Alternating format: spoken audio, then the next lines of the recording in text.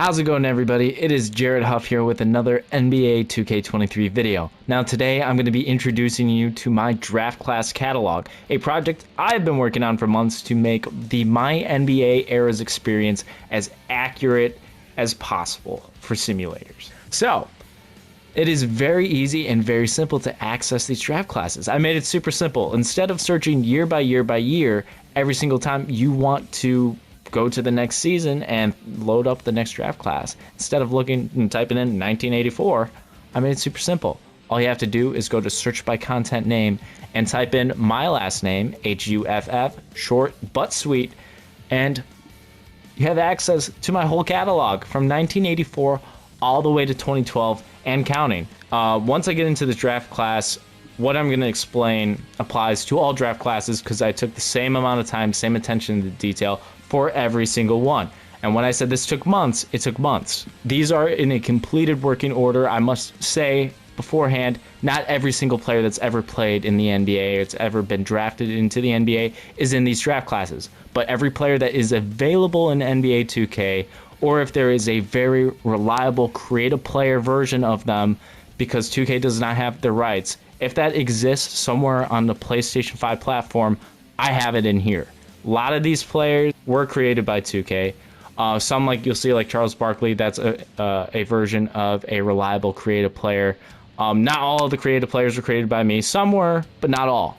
So I do want to say shout out to those in the community that have put guys out here like Charles Barkley and several other players to make the 2K experience more authentic when you're simulating. You may notice some of the ratings are a little bit different. For example, Michael Jordan is always an 84 in the 1984 draft class. Well, I thought that rating was too low for Michael Jordan, considering the man as a rookie averaged 28.9 points per game. So I set him at an 88, same with Hakeem Olajuwon. I bumped him up a few ratings to make it a little more true to life, you know? I want these guys to be as accurate to their real life counterparts during their rookie seasons as possible. Now, another cool feature to make sure the experience is more authentic for you, if you go into Vitals and you scroll down, you'll see I messed with the peak starts, the peak ends, and then the min-max potentials. Why? Because if you go across all of these players, 2K was not paying attention to whatever they were doing. Whatever intern or whatever was setting up the draft classes did a terrible job. Awful job. Because there'll be several players, like, for example, let's say John Stockton will have his potential set at like 85, when in the game he's over a 90 overall in almost every single iteration you see aside from the draft class. So a lot of these players, when you're loading up draft classes, they're not going to develop how they should. And to me, as an NBA history nerd, that bothers me. I want Michael Jordan to be a 99 overall when I'm simulating. I want John Stockton to develop into a star. I want Hakeem Olajuwon to develop into a superstar. But that doesn't always happen the way 2K set this up. So I went in for every single player and I adjusted their peaks and their min-max ratings to make sure it is as accurate as possible for you. So Michael Jordan will probably peak around the 87-88 season. He'll start reaching his peak, and that peak will end around the 98-99 season. So hopefully you get an authentic, dominant Michael Jordan all the way through the late 90s, and he hopefully plays into 2003 at the very least. I want every single player to hopefully play for as long as they did in their real life.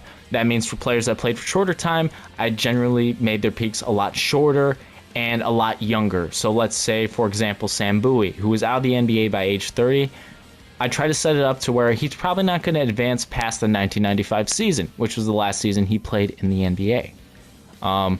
Without further ado, after I basically explained all the little ins and outs of this draft class, we're just going to go through the players the same as I'll do in every single draft class. This video is just going to be the longer one because this is me introducing you to my catalog and explaining just how it works. Let's start with the greatest player of all time, Michael Jordan.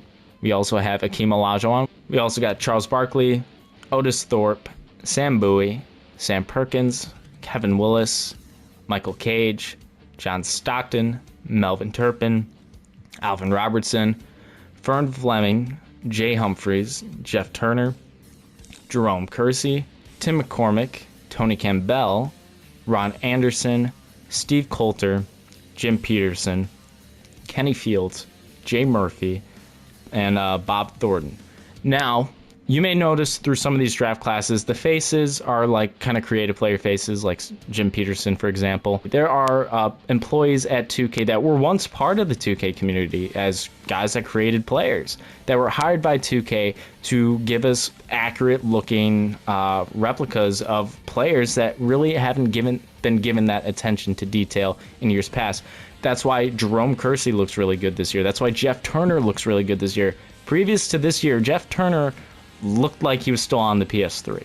That's no longer the case. Jeff Turner, welcome to the next generation of console gaming. He looks fantastic, and that's a shout out to Razer, who is a big part of the 2K community, who works for 2K now, who is making all these changes to the faces. He regularly releases new player projects he's working on Twitter. So once I see that, like, for example, if a better Steve Coulter face comes out, I'm gonna take the time to go through every draft class when I can and update the faces so you have as authentic and great looking players as possible in your draft classes for your simulations.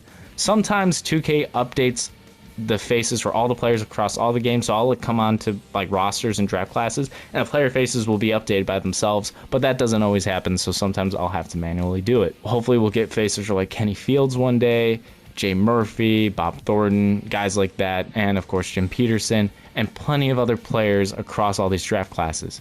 Now, the best feature for many of you is probably going to be the fact that if you notice down here, that is the first non-existent player that you'll see.